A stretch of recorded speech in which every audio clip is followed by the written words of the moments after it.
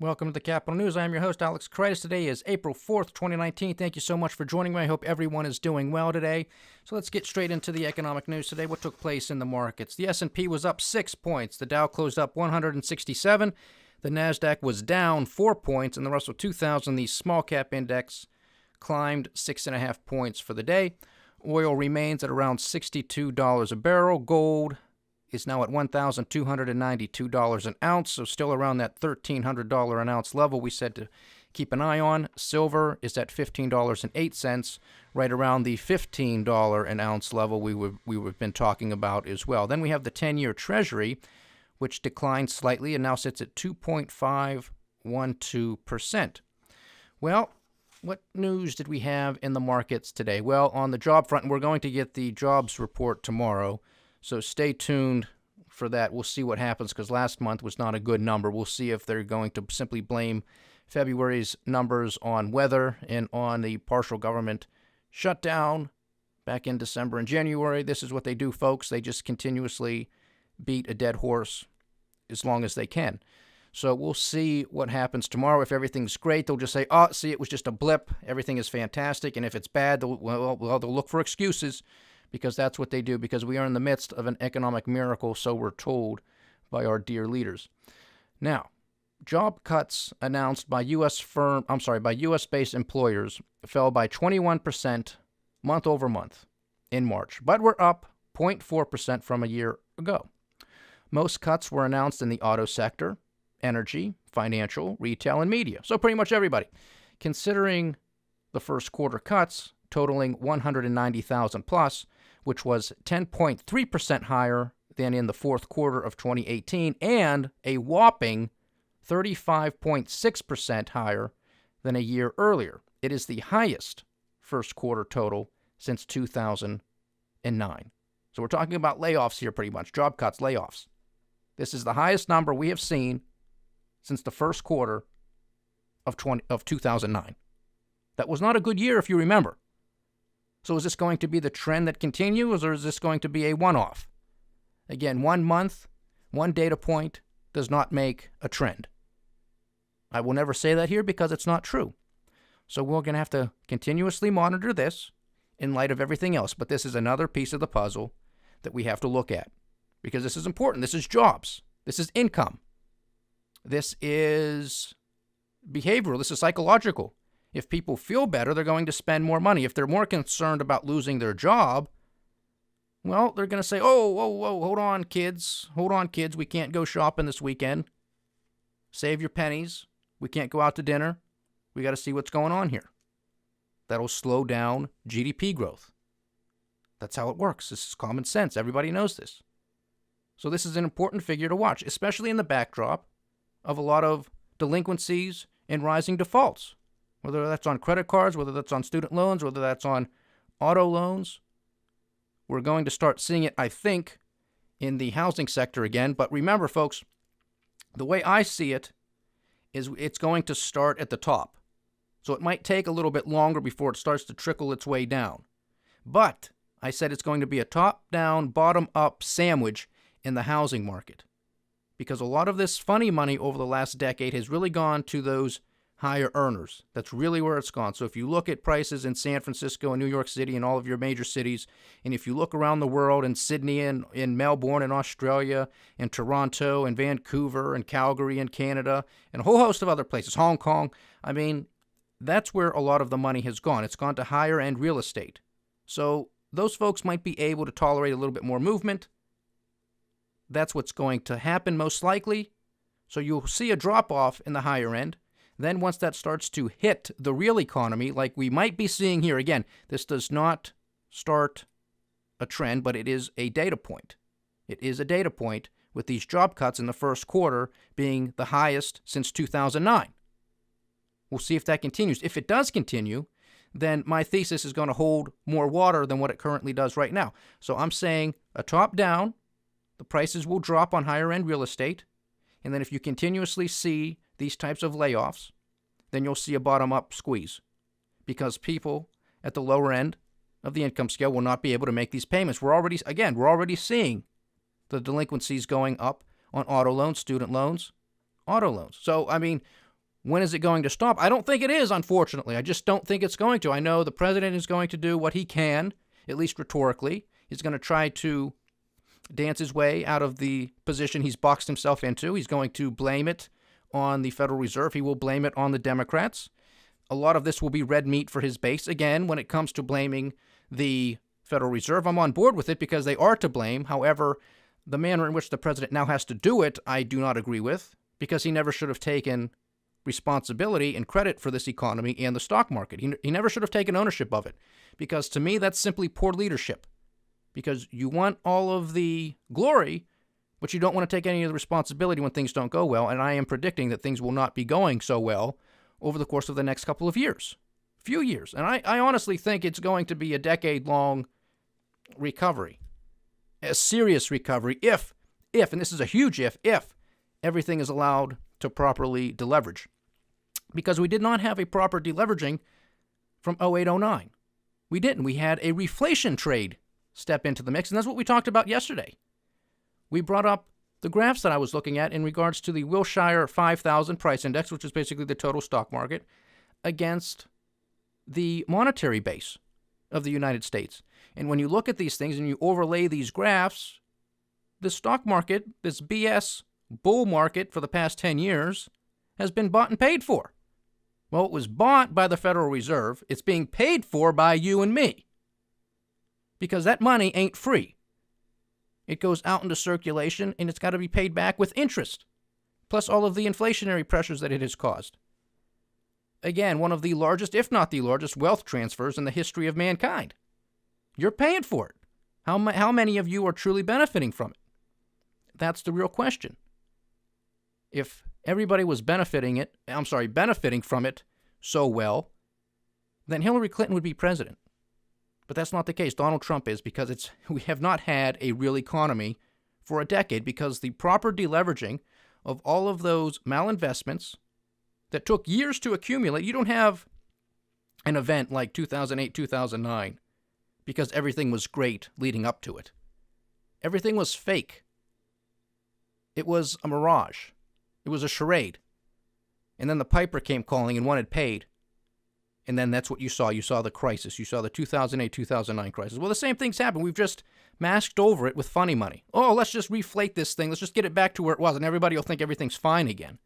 It wasn't fine a decade ago. It's most definitely not fine today. In fact, it's even worse, which is why I am most definitely anticipating the result to be worse than 08, 09. Again, not to frighten or scare anybody, but just to apply some common sense to it. If everybody is pretty much in agreement, and everybody pretty much is in agreement, that too much debt caused the 08, 09 crisis, well, I mean, we got the mother lode now. At least back in 08, 09, it was really much more sectioned off in only a few sectors. Now it's everywhere. Now you can't run and hide anywhere. The government, while they shouldn't have come out and bailed everybody out, they did, and they had some means. Now they have no means to doing so. And they may very well need bailed out this time. So when it comes down to it, the government can either save themselves or they can try to save some other industries, which I don't think is going to be very hot, politically speaking. Who do you think they're going to bail out if that's the choice? A whole bunch of corporations who are over-leveraged, or you think they're going to try to save themselves? Uncle Sam, I think, is going to try to save Uncle Sam. It's going to get very interesting. So we were talking about yesterday with the whole house of cards economy. No ifs, ands, or buts about it as far as I'm concerned, especially when you look at the Wilshire 5000 against the monetary base, and you just see how well the stock market has tracked this increase in funny money over this time. Again, for those of you who may not have got this yesterday, you actually see the effects of quantitative easing on the monetary base, where you have straight-up vertical lines of quantitative easing in the degree, how severe they were. Quantitative easing number one, it was a small step, but it was a big size relative to the history of the monetary base in the United States.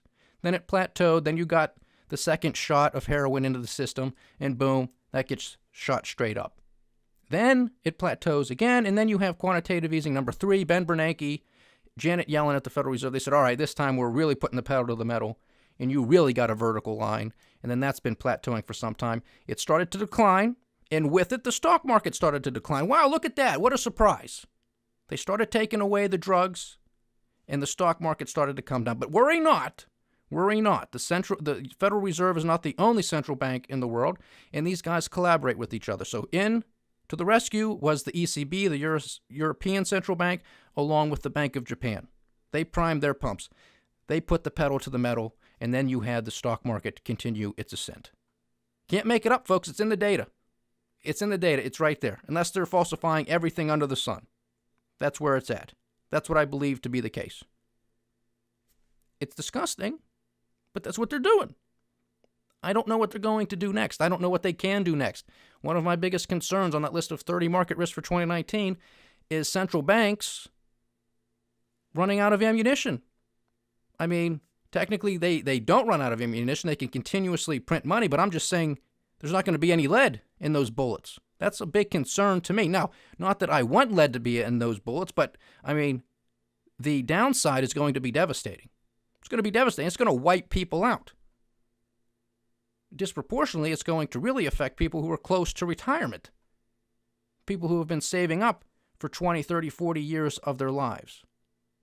The closer you are to retirement, I mean, not so good, because we have conversations here all the time, too, in regards to the national debt, the deficits, the unfunded liabilities, poor demographics. All of that's coming together.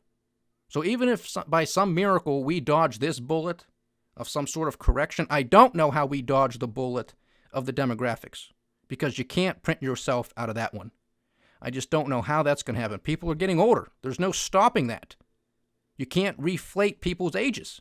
You can't make somebody who's 60 years old 40 years old again. It doesn't work like that.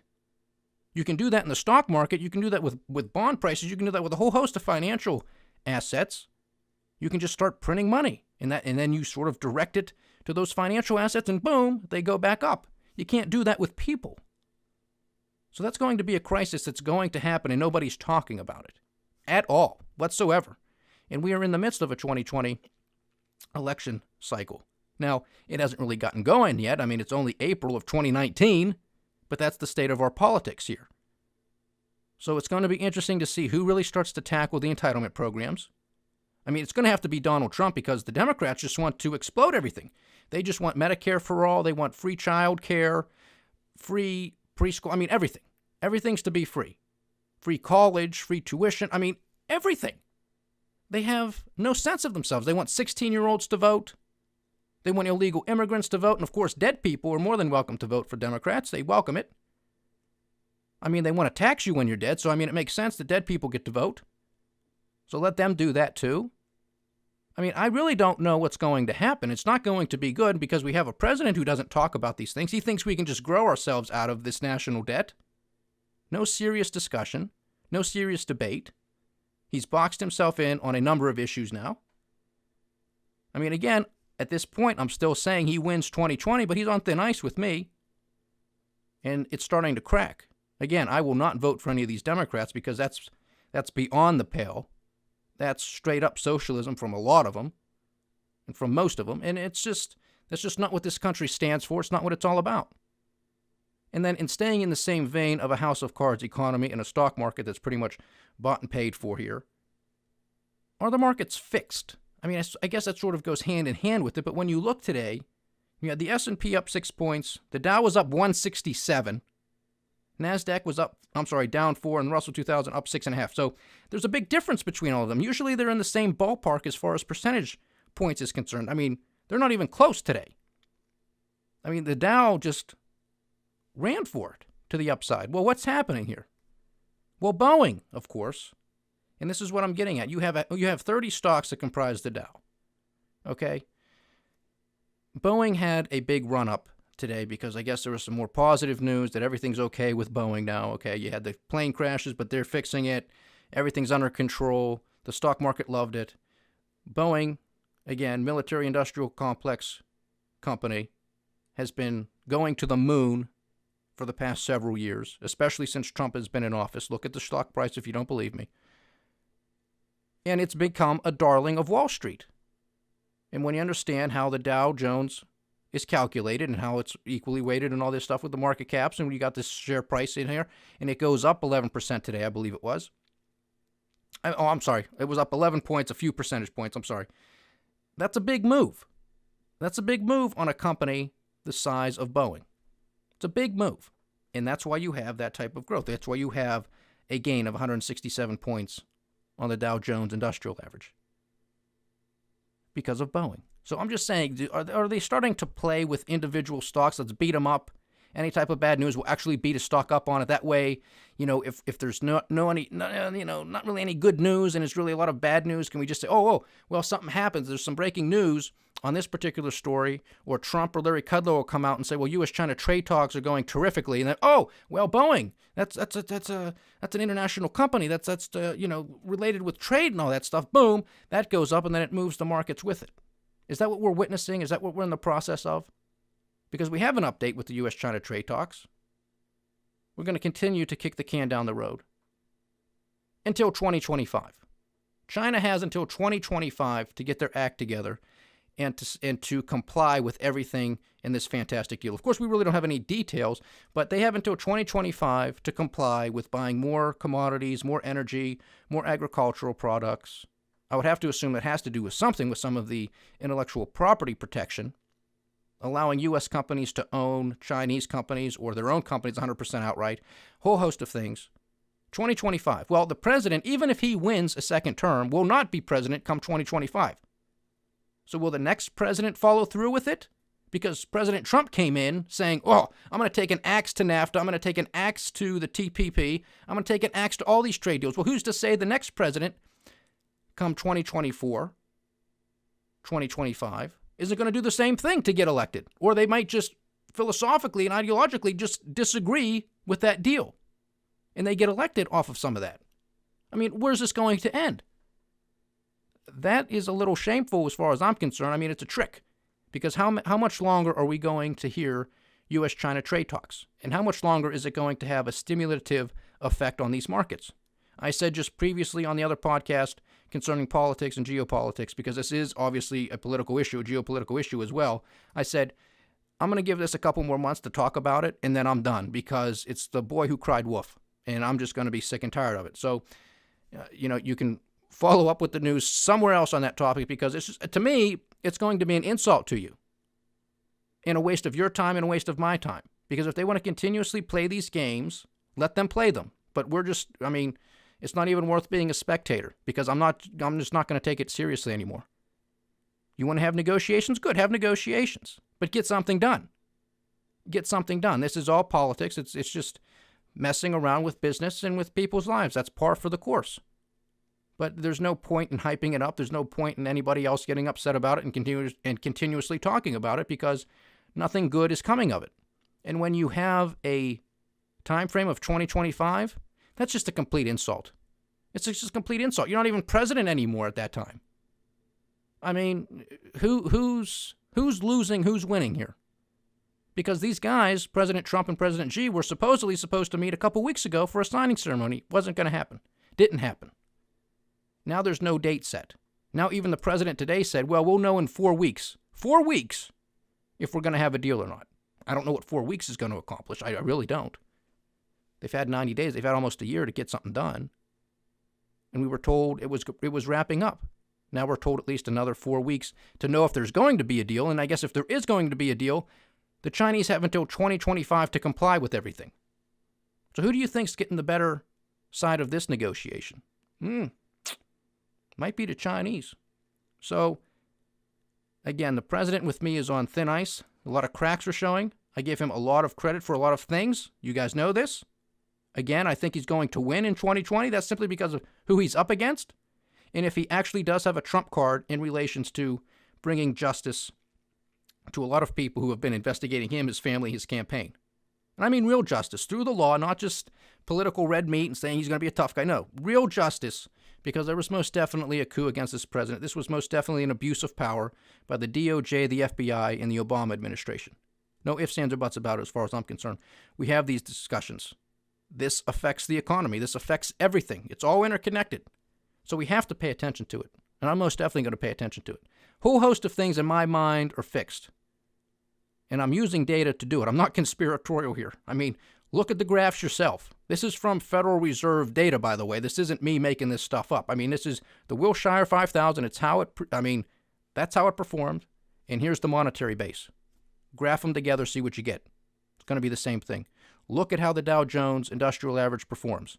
Look at the big market movers. Is it Boeing? Walgreens just got hit. Dow DuPont just got hit. Are those going to rally on the upside? If something happens, if we start having more and more bad days, are somebody going to come to the rescue like those companies? Say, we're going to go up to the upside. Everything's great now all of a sudden. Pay attention to it. I'm telling you.